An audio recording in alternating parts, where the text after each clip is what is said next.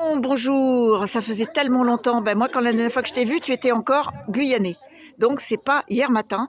Donc, d'abord, tu vas te présenter, s'il te plaît, jeune homme, et puis nous dire donc un petit peu que tu es passé quand même de très très loin à beaucoup plus près. Et puis, avec les jeunes avec lesquels tu es venu ce week-end. Et puis aussi, si tu peux me parler un petit peu de ta saison à venir. Voilà. Ok, bah écoute, je me présente, je suis Christophe Carouget, entraîneur au squash des Volcans. J'entraîne les jeunes aussi du club Excellence du squash des Volcans, qui est une structure du parcours performance fédérale. Voilà, donc là, ce week-end, on est venu avec un groupe de 6 jeunes filles qui font partie du club. Il y a Emma Vasnet qui est 20e joueuse française. On a Yael Favaretto qui est 34e joueuse française. Ensuite, on a Anna Véron-Durand, Ava Bilène, qui d'autre Cléophée, Poumérol et Lily Roscoe. La Voilà, petite. la petite Lily Roscoe, vice-championne de France, moins de 11 ans. Qui est ravissante. Dis-moi un petit peu la transition Guyane-France, ça s'est passé comment?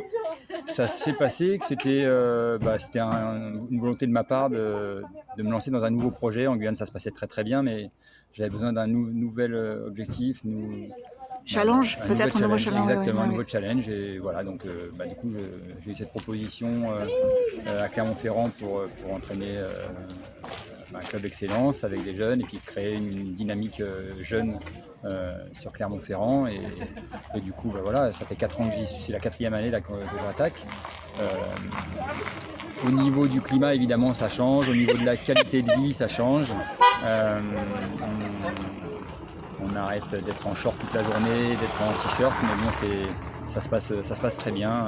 Est-ce que c'est bien aussi pour ton fils, parce que je sais que ça te permet de l'entraîner aussi, enfin qu'il soit aussi peut-être avec plus de gens à jouer, de sparring partner que s'il était en Guyane peut-être. Oui, tout à fait. Bon, il était déjà en métropole, il était parti au Pôle Espoir à Aix-en-Provence, mais effectivement, depuis que je suis revenu, c'était son souhait de rester avec moi. Là, cette année,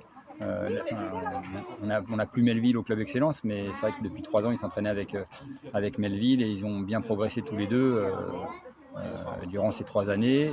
Là, il a souhaité aussi rester pour continuer à progresser. Il a avancé, hein, il est passé en 1 an de la 500e place mondiale à la 200e place environ. Donc, une belle progression. Et oui, il est bien et c'est sûr que c'est top de pouvoir partager la vie de tous les jours avec son fils. Avec son fils, bien sûr. Cool. Dernière chose, peut-être la saison qui vient, qu'est-ce que tu as comme espoir pour tes petits, tes petites? Dis-moi un peu. Eh bien, pour Matteo qui continue, qui rentre dans le top 200, voire plus, hein, qu'il avance dans sa progression PSA, qui stabilise aussi les progrès qu'il a fait dernièrement. Pour Emma, qui est en moins de 19, passée en moins de 19, c'est évidemment de progresser, de se rapprocher du top 15 français. Elle se lance sur le circuit PSA, donc voilà, c'est les débuts, prendre de l'expérience et puis aller au championnat d'Europe individuel et par équipe, pourquoi pas. Pareil pour les championnats du monde, donc qui sont l'été prochain. Elle a une carte à jouer et voilà, on est dedans. Après, tous les jeunes de l'école de squash, il y a Lily Rose.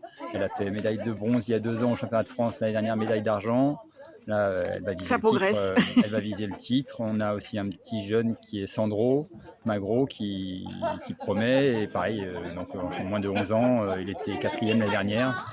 Il va essayer d'aller chercher une place peut-être la plus haute sur le podium cette année. Voilà. D'accord, que je te remercie et puis à tout bientôt. Merci beaucoup. Merci beaucoup.